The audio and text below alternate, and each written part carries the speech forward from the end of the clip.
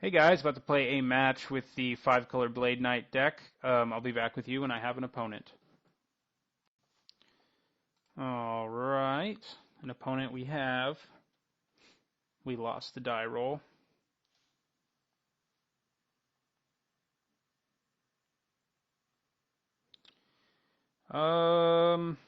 Strange one.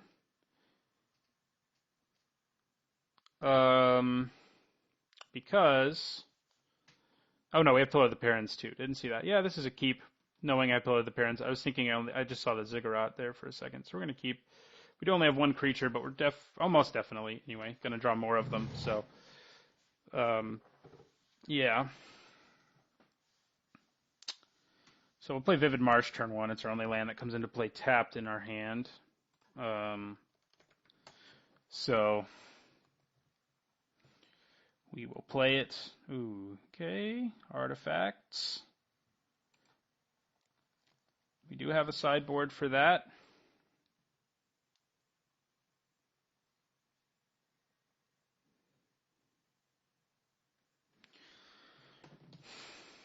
Inquisitor's Flail. Okay. Well, that makes a creature into a frightening creature.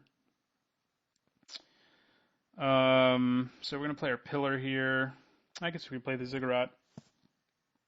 I'm going to play the Pillar. And we will add white, and we will add green. Play our Bant Sureblade, which is currently our only creature, which is definitely not ideal, but he'll get bigger later, most likely. In the meantime, like everything he equips this thing to, we can just blow up. His idea, I guess, may be to make Darksteel Citadel a creature and then put the flail on it. Okay. Or that. That's a thing. Alright. Well, we can't really swing, can we? So we're going to play our Meadow. And I'm going to end the turn. He'll probably use his Brass Squire's ability to suit it up with this thing. But we have like every way ever to kill it, so I'm not too worried about it. What is possible though is another Brass Squire, huh? It is possible he does something a little different too, but like somehow makes his Darksteel Citadel into a dude, and then I'm in pretty big trouble. Alright, well, we have such an embarrassment of removal that I'm going to go ahead and I could use Terminate here and keep this counter. I think I will. Say goodbye to Brass Squire.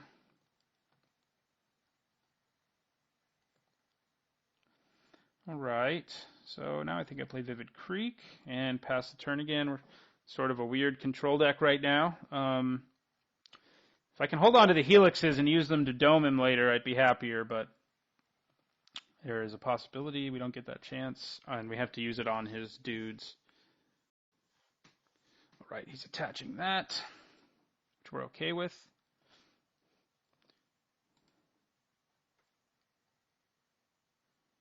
Double damage from a Brass Squire doesn't exactly frighten me. Alright, that's what we wanted. So we're going to play our Ziggurat, and we're going to add white and green.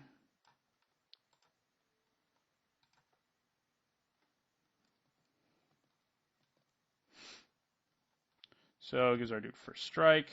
I'm going to swing with him.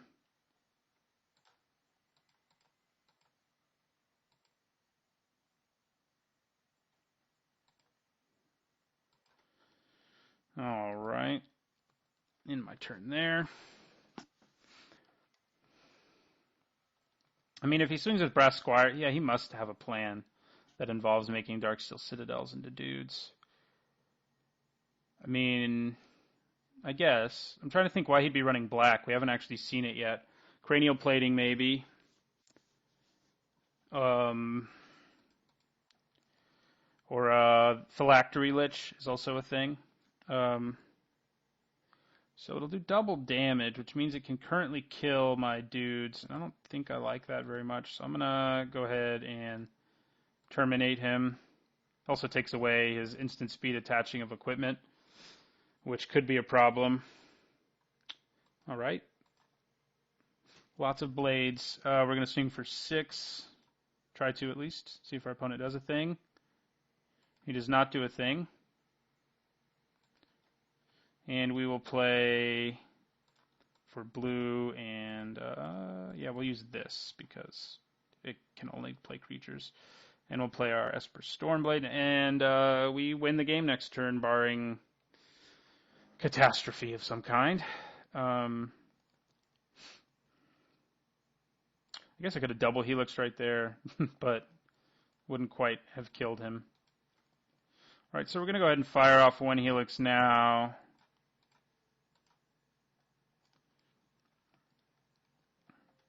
Drops him to 8, which means our 9 is lethal.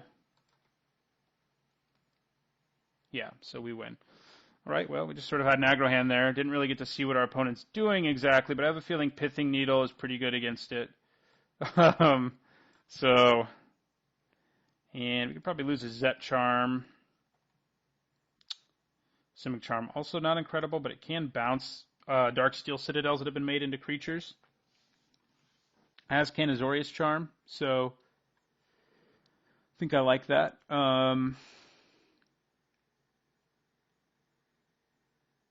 could bring in some Artifact Hate, but I think Pithing Needle is enough of that. We can name Brass Squire or Inquisitor's Flail. So it's pretty flexible that way. Okay, this is another keeper. We have turn 1 Pithing Needle, which isn't bad.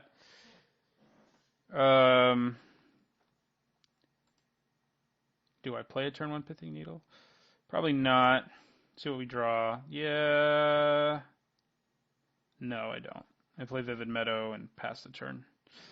I can wait to name it, be opportunistic with it and name whatever thing he plays with an activated ability. Prowler's Helm. Maybe it's just an equipment deck, I guess. I was envisioning some frightening thing happening. So we're going to go white and green.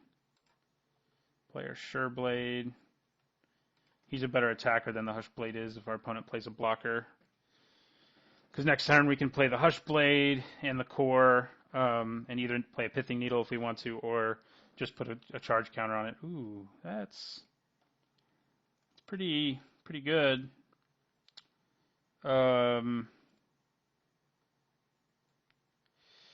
Yeah, I mean, we can out-damage it more than likely, at least, but that's giving him first strike right now is going to be good too. So we're going to go white, green, Hushblade. So he doesn't care that you have Death Touch, and he will hit you for 3.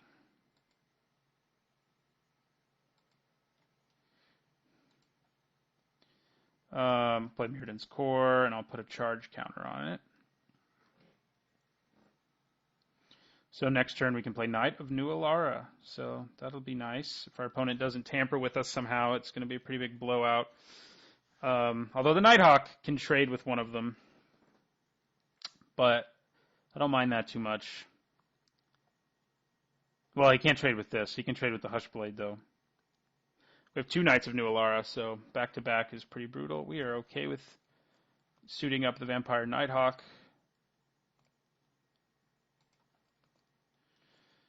And we're also really okay with taking 2 right now, so we will. All right. And we'll play our Core. And we're going to just go for broke here. We can actually use you for white, so we may as well. We're going to add green. We're going to add colorless. And we will play Knight of New Alara. Yep, that is 12 damage. So we'll attack.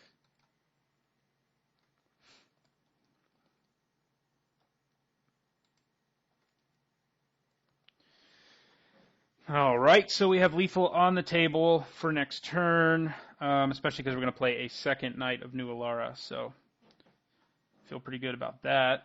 He may have removal. He is black after all. Or a Phylactery Lich right now would be a pretty big speed bump, but it doesn't look like he has it. So, yeah, ultimate price. That's bad against us.